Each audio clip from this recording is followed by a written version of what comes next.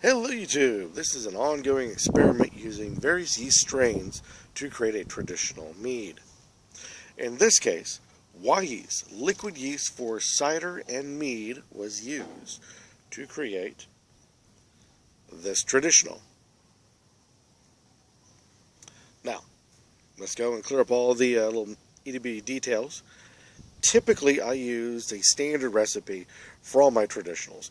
So if you go and you look at past videos talking about this yeast experiment, you'll know that it's 4 pounds of standard grocery store bought honey, 1 gallon of spring water, 1 orange cut in half, thrown in, and boiled. The whole thing was done during the boil method. In this case, this had a change to it. 4 pounds of honey, 1 gallon of spring water. DAP was used instead of the orange, done in a Tosna style fashion. And still, it was done through the boil method. Just keep all that in mind. 1 month in primary, 2 months in secondary, and due to life in general, another month in secondary crept on in. So it's 1 month primary, 3 months secondary. Nothing was used to clarify. So as you can tell, it came out very nice. The starting sugar is 23, starting ABV is 12, starting gravity is 1.094. Ending sugar is 11, ABV 6, gravity 1.044. Making an ending ABV of only 6%. As you can tell by the look of it all, it is a beautiful golden yellow and very, very clear. The smell is very light.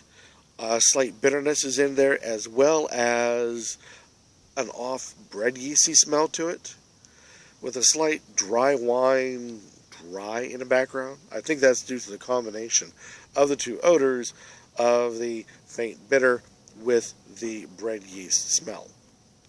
The taste, also very light, has a medium hang time on the tongue, and overall body is about medium range, leaning towards light.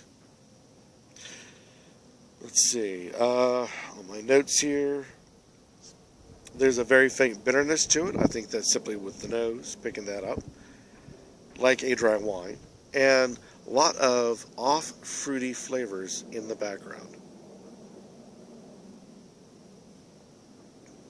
Very tasty. I would have to say it probably would be best on ice. As for traditional goes, it's not bad. I've had worse. I've had much worse, actually, the more I think about it.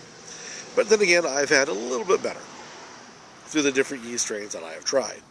So I have to say, this particular attempt at making a nice traditional using varying yeasts, this particular yeast strain comes out quite nice. Now, I already have some pre-done favorites through this experiment. I'm not sure if this will take over in that rotation of different yeast strains, depending on the mead that I wish to make, but it is quite well done. Let's see, what other things we should say? I believe that if you try N-methylene or melomel, it should be complementary. But, yeah, you'd have to try for, like I said, done this in a traditional. You'd have to give it a try first to see what you would really get out of that. This highlights the honey quite nicely. So as a traditional, it's quite well. I don't think it'll compete with the flavors of any kind of fruit notes or any kind of spices. So early prediction would be it would play well with those two different styles. Give it a try, see what you think. In the meantime, if you're going to make a traditional, what I have learned through this is pick your honey well.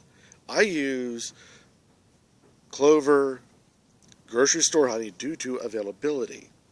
If you can get your hands on meadow foam or orange blossom or something like that, I believe this yeast would go quite well with it. Give it a try, see what you think. Let the rest of us in the mead community know your thoughts on this particular strain of yeast in traditionals or mels or metheglins. And until next time, keep on brewing.